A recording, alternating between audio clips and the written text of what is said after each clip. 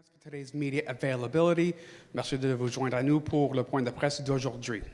I will now invite each agency to ask their questions. J'invite maintenant chaque organisme à poser leurs questions. We'll now start with, nous allons commencer avec Cameron Mahler at CBC. Hello. Hi.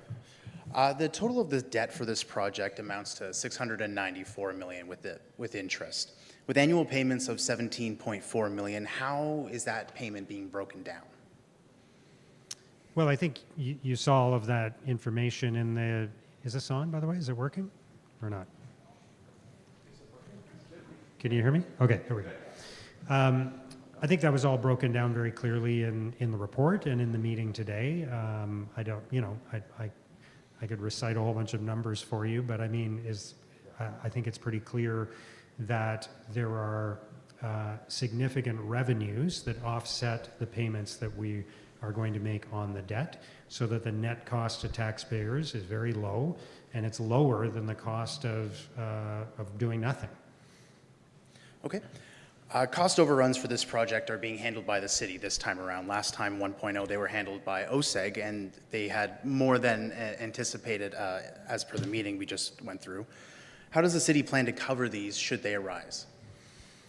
Again, as I think you heard in the meeting, Roger Greenberg pointed out that last time around, the additional costs were not cost overruns because the construction was more expensive. They were cost overruns because of decisions that were made to change the scope of the project.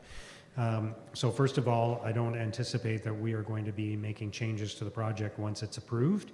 And if we do, that'll have to be a decision of council.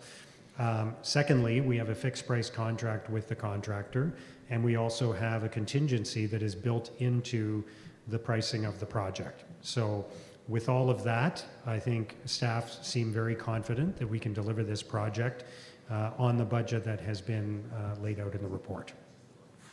Thank you. We will now go to Sean Barden at CTV.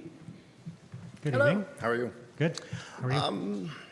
Lansdowne 1, it had a number of issues. The public kind of looked at it over the years and said, there's obviously problems here. Can you tell the citizens of Ottawa that Lansdowne 2.0 is going to avoid all of that and they can have faith in this thing succeeding? What problems are you referring to? The waterfall, all those kind of things that we've talked about over the years, shortfalls of this, Yeah. There's a number of issues. I can't go through them all, but we all acknowledge there have been. Yeah, if you look at it through a financial lens, I think Lansdowne 1.0 was a great success because we've got all kinds of infrastructure on a site that was mostly concrete and had a stadium, a stand, the south side stands that had been condemned. And now we have the wonderful place that Lansdowne Park is, with 4 million visitors a year, with cinema and restaurants and public space and an arena and new Southside stands and all kinds of different events happening there all the time. So, and all of that with incredible protection against risk for taxpayers, because all of the operational losses were covered by OSEG and not by the City of Ottawa. So did it deliver all of the expected returns to the City of Ottawa? No. But if we'd gone it alone on this, we'd be $130, $140 million further behind now than we are today, because our partners in this deal covered all of those losses. So from that perspective, I think Lansdowne 1.0 was a huge success. And I think Lansdowne 2.0 is going to be a great success as well. We're finishing the job that started 10 years ago. We'll have a wonderful new event center that will serve a multitude of purposes, a number of different professional and amateur sports teams, all kinds of events, national and international, and we'll have new north side stands, and we'll finally stop using portable toilets on football game days, along with many other improvements to the site. So I think this is a huge win for the residents of Ottawa. Based on the feedback you heard over the past couple of days, there's a number of people with concerns.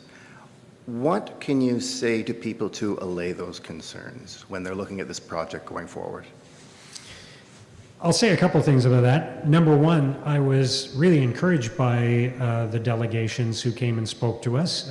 First of all, I think every single one of them had the city's best interests at heart, and I'm grateful for all of those presentations. They were very thoughtful, and people obviously had taken the time to read the report, to come with legitimate points that they wanted to raise, so I'm grateful for that. Secondly, I think it's worth noting that approximately 2/3 of the delegations were in favor of Lansdowne 2.0, and about 1/3 were speaking against it. I think that there were a lot of legitimate concerns that were raised, and I think many of the concerns raised by opponents of the project were around principally two things. One of them was the risk associated with the project going forward, and I get that, but I think there is also a risk with not going ahead with this project, and that risk is greater.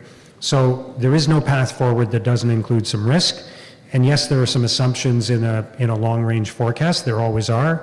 But I'm confident that this is going to work out for the taxpayers of Ottawa, and it's the better alternative than doing nothing. The second area that people raised was, let me think for a second. I had something in mind and now I've forgotten it. It's been a long day. The second area of concern that people raised was that this was taking money away from other priorities. If we do Lansdowne, we'll have less money for other things. We heard from our professional staff that that's not the case. In fact, if we proceed with Lansdowne 2.0, we'll have more money to put towards other priorities like affordable housing, like improving public safety, like improving public transit.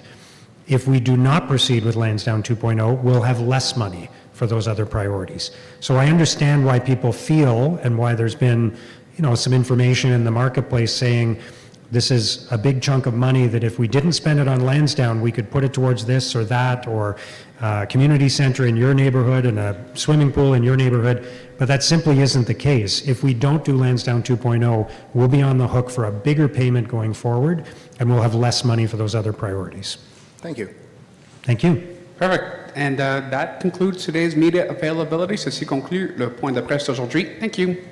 Merci. Thank you.